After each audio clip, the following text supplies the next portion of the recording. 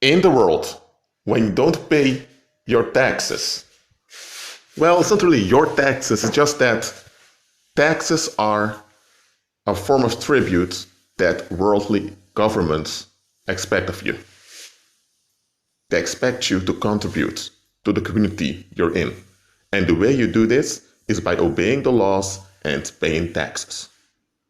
Now, we know very well that this world is unjust and that there's much corruption in laws as well as in taxation. So I'm not going to talk about that. What I'm pointing out is, if everyone is paying their taxes and there's one individual decides, you know what, I do want the community to function well, but I don't want to contribute. I just want to keep all this money to myself, do whatever I want to do. What's going to happen?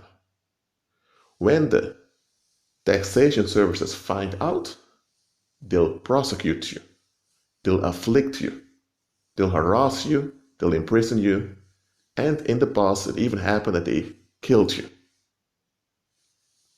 When it comes to taxes, these worldly governments lose their minds when you don't contribute. Why? Because it's spiritual. Taxes is a form of spiritual rape on the human population because you force people to pay while they're native to the earth. You're native to the earth, yet you need to pay for existing. Why do you need to pay for being alive?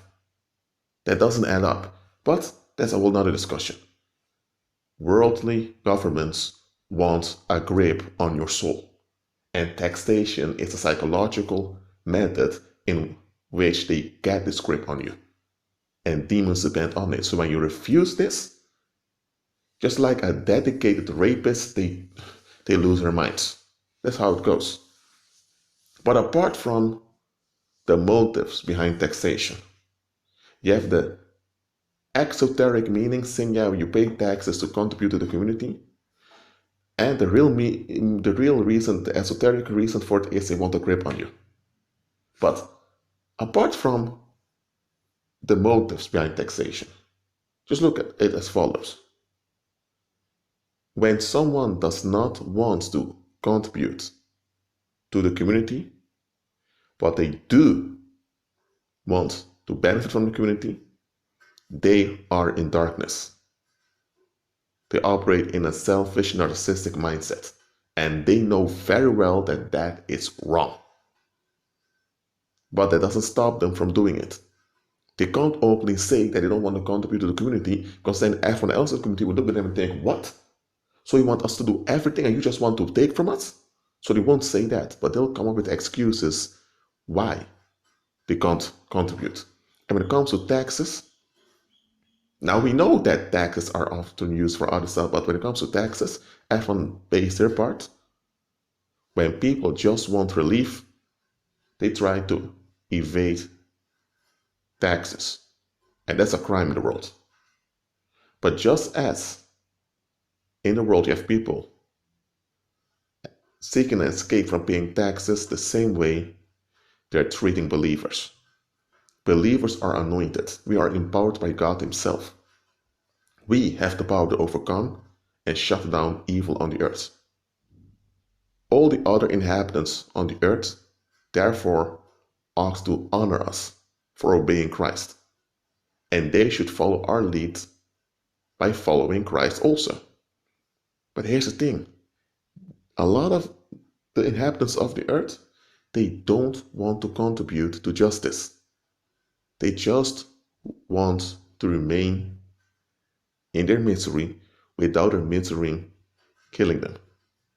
They don't want their misery to kill them.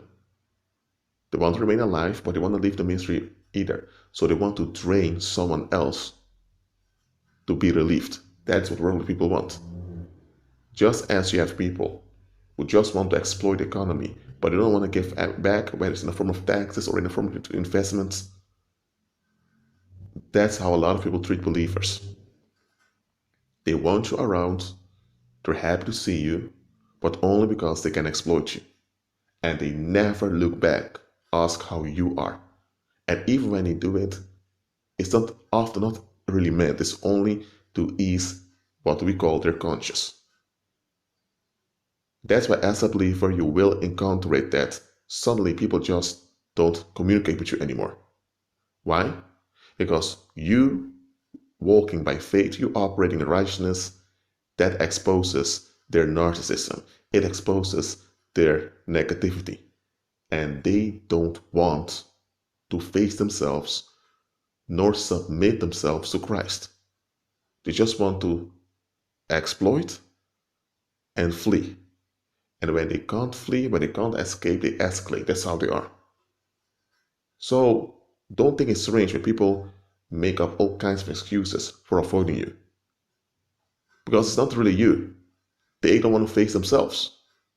So it's easier for them to blame it all on you than for them to admit that they themselves are defective, especially for not wanting to be saved and not wanting to be delivered. In a world when you don't pay your taxes, they hunt you down. They take revenge on you. We, believers, when the other inhabitants of the earth refuse to honor us as they should, we don't avenge ourselves. What happens? The Most High God Himself will bring back their violence on their own heads, and they will self-destruct, and then He will deport them to the lake of fire. That's how He does it. So, do not take it personal when those other inhabitants of the earth suddenly begin to avoid you, while they have no reason to. It's them, not you. Be at peace.